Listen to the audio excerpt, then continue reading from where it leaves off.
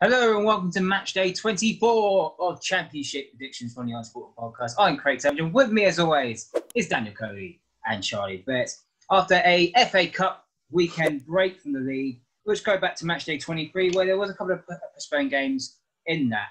Luton versus QPR was postponed at that weekend. They have played since then, but we won't go into that. Rotherham v Cardiff was postponed because of the snow. Oh, and Brentford Bristol City was postponed as well because of COVID in Bristol City's ranks at that time, and now it's in Brentford end. So with 9 fixtures left remaining, let's have a look at the scores from all three of us. It was disastrous for Daniel Cody. It was his worst score to date in the predictions. He only got 2 points. Myself and Charlie leveled it up together with 5. Both of us got 1 perfect score. Charlie's was Preston versus Nottingham Forest, and myself was Millwall versus Coventry. Obviously, we had the midweek one as well, 23.5. There were 3 fixtures. 1 was called off because of COVID, and we were utterly useless in the other 2. So no points for all of us. So overall, from the 23 and 23.5, I got 5, Charlie got 5, and Daniel Cody 2. So overall, I am on the 159 with 28 perfect scores. Daniel Cody's in second place with 149 with 22 perfect scores. And Charlie is on 129. with 19 perfect scores. Love the symmetry. It's all in 9s. I love it. We've got 11 fixtures in Matchday 24. Reading versus Brentford is postponed because of COVID in the Brentford ranks. Wish them all the best in their recoveries. So let's start off with the first game. It's Middlesbrough versus Birmingham City. Codes Middlesbrough. It started slowly for them in the last league fixture. Obviously, they went 1 down early to Wycombe, but they bounced back very well. They did. And let's be fair, as Charlie seems to say every week on here, Middlesbrough at home and Middlesbrough away are 2 very different things. And Middlesbrough at home are flawless. They don't often concede. They pretty much always score, and they've got the 5th best record in the league. They've won 7 of their 10 home games. They've got one of the best goal differences at home, and they are playing at home to a Birmingham side who actually are a bit better on the road than they are at home, remarkably. And that's the thing that's got me. Birmingham, I mean, I didn't even notice till today. They've only got 8 points at home and 15 away. And they quite often, we always go against them, against the big boys, and then they get the odd one where they just trip one of them up. But they have lost 5 of their last 6 and conceded 2 or more in all of them. So I'm going to stick with the Neil Warnock effect at home, and I'm going to go for 2-0. Well, here we go again. I might have not gone for the same scoreline as you in the last match day, but I have today already because I have also gone for a Neil Warnock classic of a 2-0 win.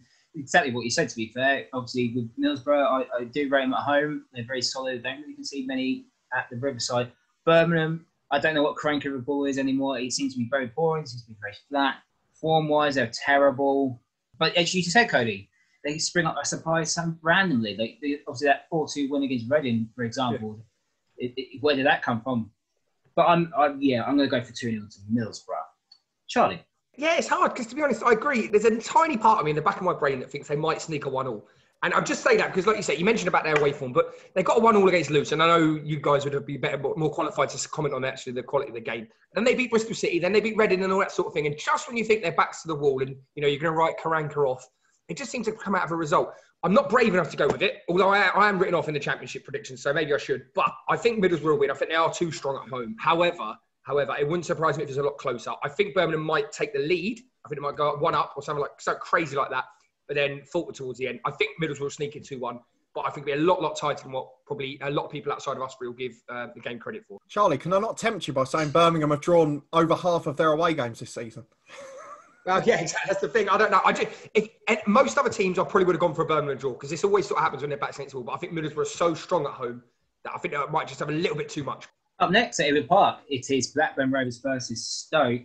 Charlie, Bradley Dack is back in the Blackburn side and he's already scoring goals. Yeah, he is against, we just spoke about it, against Birmingham, who, as Daniel alluded to, some stats are woeful at home. So, yeah, that's great.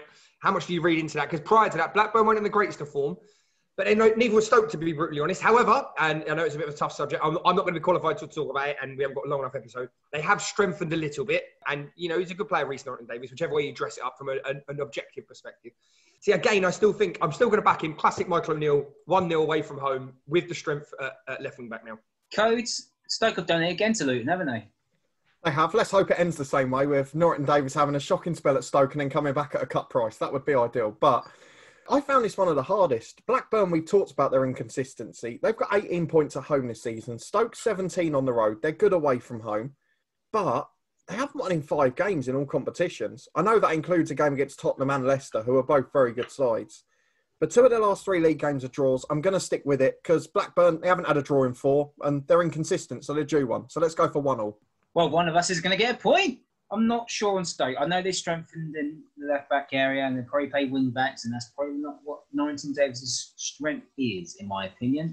Yeah, Bradley Dack's back. Obviously, I know they lost in the FA Cup last week to Doncaster, which they had so many chances and couldn't put the ball away.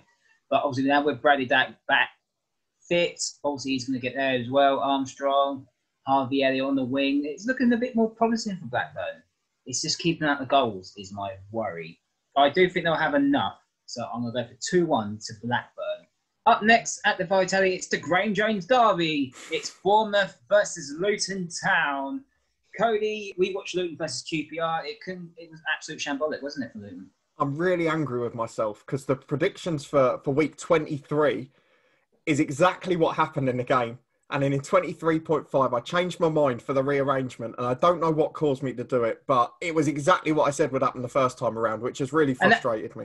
And that was before Charlie Austin signed as well. When we did this. Which, even when we recorded the second time, we didn't know. So Charlie Austin's signings made a massive difference, albeit any striker would have scored a free header from 2 yards out. But the counter-attacking display, particularly the second goal, was exactly what we expected to happen, or I expected to happen. And to be honest, for this game, I know I'm a Luton fan and we've had our days on the road, but this is a home banker for me. If there's a banker in this set of predictions, Bournemouth have to win. They flip between 1-0 and scoring 4 at home, as we quite often mention. So because they were held by Millwall, I think they're going to get back at us. And I'm worried. So I'm going to go, I'm afraid, for 4-0 Bournemouth, I'm afraid. That Luton performance was so bad, I was more annoyed with QPR game than I was for Cardiff. And we got spanked 4-0 and we were dreadful that day. But QPR, to their credit, they deserved to win. But yeah, Luton, we did say that the 10 days off might be a hindrance. I thought it was going to be a hindrance, and it was, even despite the chop and change from the FA Cup game. Bournemouth, on the other hand, they didn't play that well against Millwall, to be fair, just looking at the stats. They didn't have many shots on target. But I do think Bournemouth will bounce back. I'm surprised no one's really gone for Josh King yet. It's 13 days in the transfer window. No one's gone for Josh King. So I'm going to go for Bournemouth to win 3-1. Charlie? I'm putting a different spin on this. Now, you watch it generally, if you watch the highlights, and obviously you mentioned about it, Craig, already. Millwall were unlucky not to get a result. I know that Luton's away form prior to this has been woeful. However, when Luton got beat 4-0 by Cardiff, they followed up with a 3-1 win over Norwich. So I'm taking a little bit of hope out of that. I know I didn't see as much of the game as you, but I think that Nathan Jones is a good manager. I'm not taking away from stuff that's happened, but he's a good tactician. And I think he maybe would have learned a lot from last night. So I'm actually expecting him to follow up with a much more stout performance. I'll be honest, I'm edging on a Championship's favourite scoreline of 1-1. Potentially going for 2-2 because Bournemouth can be a bit more open. I was then thinking of a Luton away win sneaked. Do you know what? No, 1-1, Championship's favourite scoreline. But I don't think this will be as clean cut for Bournemouth. All right, up next at Ashton Gate is Bristol City versus Preston. Coach, Preston have made a load of signings already. They have made a load of signings, and on the pitch, they're just so Preston, aren't they? 3 wins on the bounce. We were talking about them finally finding form. Lost at home to Nottingham Forest, who can't hit a barn door. Lost 4-1 to Wycombe in the FA Cup, despite the extra signings. You don't know with Preston. And Bristol City aren't much better for that matter either. Lost win in the last 4. They were poor at Luton. They got the win against Portsmouth. They beat Wycombe at home. Preston, I know they've had some bad days on the road recently. They've still got the 3rd best away record in the Championship. They've won 6 out of 11. I haven't got a clue, mate. I'm going to go for... Do you know what? Preston, they've lost 2 in a row. They'll be back. 2-1 Preston. I swear these get harder. I swear every week these get harder. I watched a reverse fixture a few weeks ago because I was on Sky where Preston won 1-0. Actually, yeah, I'm going to go for 1-0 to Bristol City. I don't know. You can either end up 0-0 or 1-0. I'm going to go 1-0 Bristol City. Charlie? A lot of the logic goes out the window. I do like to have the old Moneyball approach, but it doesn't really work in this situation. I suppose what I'm going from is I think there'll be goals. I think that both teams can get a bit shaky when they let one in. So I'm going for a 2-2 draw. No logic really, other than the fact that both teams are so all over the shop. Frailties will be exposed from both teams. 2-2, however, it could probably end up 4-4 with these two teams. Up next at the Cardiff City Stadium is Cardiff versus Norwich. Charlie, Cardiff had the break as well because their game was called off against Rotherham. because of snow, it wasn't because of COVID. But do you think these breaks, obviously, especially with the Christmas period, do you think that will actually help them? We touched on it before. There's an optimum time. I don't know what it is. I'm not a sports scientist, but I imagine there's an optimum time of a break where you can still keep peak performance but be rested enough. But then you go a bit longer than that, and then you start to lose a bit of match fitness and a bit of match sharpness. I don't know if Cardiff might have gone past that. I'm hoping that they haven't, because I've got them down for a home win. I think that Norwich, albeit away from home, have been quite good. I would take the fact that getting beat 1-0 at Watford probably play a similar style to Cardiff. So I'm just sort of going with that approach, really. I think, it might blow up in my face. Norwich will probably go out and run out 5-1 winners, but maybe a bit of a break. They won't be as leggy. So 1-0 Cardiff. I haven't gone for that route, to be honest. Yeah, I think Norwich are on brilliant form. Obviously, they're still picking up injuries. Obviously, both their goalkeepers have been out recently, but they're still picking up points. Piku, obviously, is still playing and obviously still scoring goals. Not beating teams convincingly, but they're getting over the line. So I think they're going to do the same again this weekend. I think it's going to go 2-1 to Norwich. Codes. I've gone for the Norwich approach as well. Cardiff lost 4 in a row, including the Forest Cup tie. And just quickly on that, for Cardiff and for Luton, in fact, the resting players for the Cup after a 10-day break, I think is a mistake. Because I think 2 weeks without a game for the first team players is probably a match fitness issue. But I can only see Norwich winning. Cardiff, after finally looking promising, have been in poor form recently. Norwich got the best away record in the league. So for me, they're going to repeat their score in the FA Cup and win 2-0. Up next at St Andrews, it is Coventry City versus Sheffield Wednesday. Codes, 2 wins in a row, post-Pulis. Yes, but let's be honest, as I mentioned, 4 points before Pulis left as well in 2 games. So let's not presume it's just because Pulis has gone. A similar situation, we've said it a couple of times already today. Coventry at home are a very different side to Coventry away from home. And although Sheffield Wednesday are in great form, I don't know. I think it's going to be a Coventry win because Sheffield Wednesday have still got a very poor away record. Their 2 last league wins came at home. They got a draw away at Blackburn, but they're inconsistent, particularly at home. So I'm going to go for Coventry to nick it, and I'm going to go for probably a poor game this weekend. Be 1-0, low scoring definitely. Charlie? I agree with Dan. I don't think it'll be the best game you'll watch this weekend. I've gone even less than that. I've gone for a 0-0, which I know will probably go in the first 4 minutes. Well, Coventry have drawn the last 3 at home 0-0. I know against probably stronger opposition, but still, I know they're unbeaten in the last 5. Wednesday would probably take a 0-0 and probably go with that approach, I'd like to think, of just trying to shut up shop and defend for as long as they can. Hence why it probably won't be a great game. So I'm going to go for 0-0. I think Coventry will continue that 0-0 home form. And both teams would probably take a point at the minute, to be fair. I generally agree, Charlie. I've also gone for the draw. Yeah, obviously, Sheffield Wednesday picking up points, which is pleasing from them. Coventry, they are doing well. Obviously, signed Matty James as well recently. That's going to be another good signing. I'm going to go for the Championship's favourite scoreline of 1-1. Up next at Pride Park, it's Derby County versus Rotherham. Which team turns up for Derby, Charlie?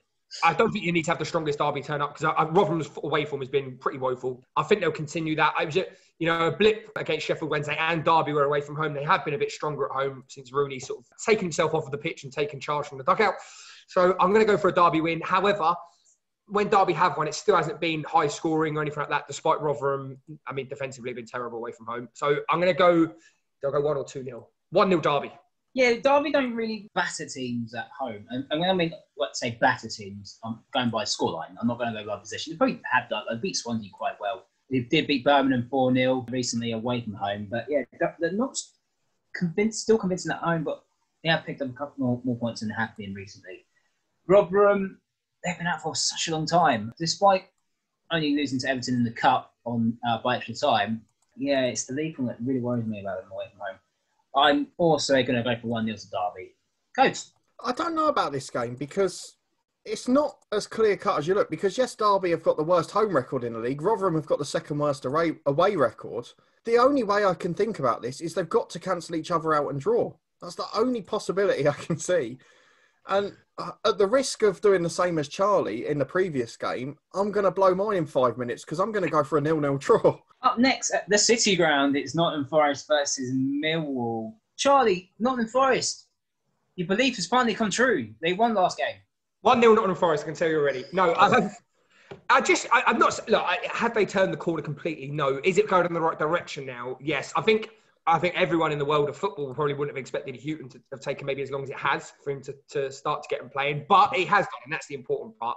Do you know, before last night, I probably would have gone for a Forest win, but that's a tremendous result for Millwall, and probably, as I say, deserve to win the game away from home. So my head is saying a Millwall win, but my heart wants Forest to do it. And I'm going to go with my heart because I'm bottom. Right, Nottingham Forest 1-0. There you go. I haven't gone that way. I don't know about this game. As we said, Millwall be delighted with the point. Forest, they got the 3 points that they really needed against Preston. I'm going to say safe. I'm going to go for the Championship's favourite scoreline of 1-1. Cody. I hate to say this based on your reaction, but I completely agree with Charlie. Based on the last two results, I can only see a 1-0 Forest win. It's becoming a specialist scoreline. It could get to the stage by the end of the season where the old George Graham Arsenal chant is coming out of the City Ground, and hopefully it'll be in front of a full house if all goes well. The only thing that slightly wavered me was that Millwall are starting to find a bit of form, and they've come back from the week off a bit better. So there's a slight element of doubt in there, but away from home against a Forest side who aren't really conceding, I'm going to go for them to nick it 1-0 as well. Up next at the Kieran Prince Foundation Stadium, it's Queen's Park Rangers versus Wycombe. Cody, QPR, Charlie Austin, a match made in heaven. Yeah, it's a wonderful signing. I don't know why he wasn't going to get the chance at West Brom. It seemed like the sort of perfect fit for a Sam Allardyce side, given his former Premier League record. But QPR won't be complaining. He is going to make the difference to them this season. At home to a Wycombe side who are much weaker on the road. They've got the worst away record in the league.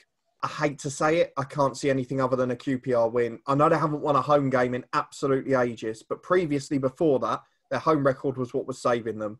So I think they're going to get on top. I see them conceding from a set piece or something because Wycombe are excellent in that area and QPR weren't the best.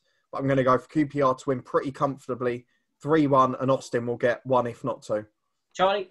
The problem is, I completely agree with what Dan's saying, but QPR do this. They have this habit of just when you have a little bit of hope, they just throw in a wobbly of a performance. I don't think, though, I agree with him. I don't think it'll be this Saturday. I don't think it'll be as convincing because actually, although Wycombe's away form has been terrible, they haven't, shipped tons and tons of goals. And albeit with Charleston in the squad, he still will need to get up to speed a little bit match fitness wise. Obviously, I think, like you say, he scored yesterday, but at the time of recording, but by the sounds of it, one of us three could have scored it. It was that close. So the point I'm getting is that is he going to be free-firing Charlie Austin straight away? Probably not. So I'm going to go for a QPR win, a much tighter one, 2-1 QPR. Every time we do this, it goes the opposite way. I'm also going to go for a QPR win. QPR were head and shoulders above Luton. They were just better on the day. And that's not disrespectful, but QPR have done the basics. They've done the basics well, and they've done it right, and they got the right result with a 2-0 win. Yeah, Charlie Austin back. Don't know where that sign came from, to be honest. How can they afford it? I don't know how the wages work over there. I'm not going to criticise them for it. But a proven championship goal scorer, something that they desperately needed, is now trying to deal with defending from the back and obviously trying to keep clean sheets. I'm going to go for another clean sheet for QPR, despite the fantastic set plays that Wycombe seem to do. I'm going to go for 2-0 win for QPR. Up next at Vicarage Road, it is Watford versus Huddersfield. Watford under the new manager, a bit of a mixed start there, Coates. Well, it was, but I wouldn't say it was unexpected. If anything, he's done better than I would have thought because it was a brilliant win at home to Norwich, who've got the best away record in the league. They went to Swansea, who have got the second best home record and got narrowly beaten. And then, well, I would argue a tad unfortunate away at Old Trafford. I know they didn't look like scoring, but there wasn't a huge amount in it. It was probably only Scott McTominay who saved the day, really, because he was the only player on the pitch that played anywhere near his potential. But for Watford, they've got the best home record in the league, and we can't look past that. And that's under a manager who's been sacked and the current manager as well.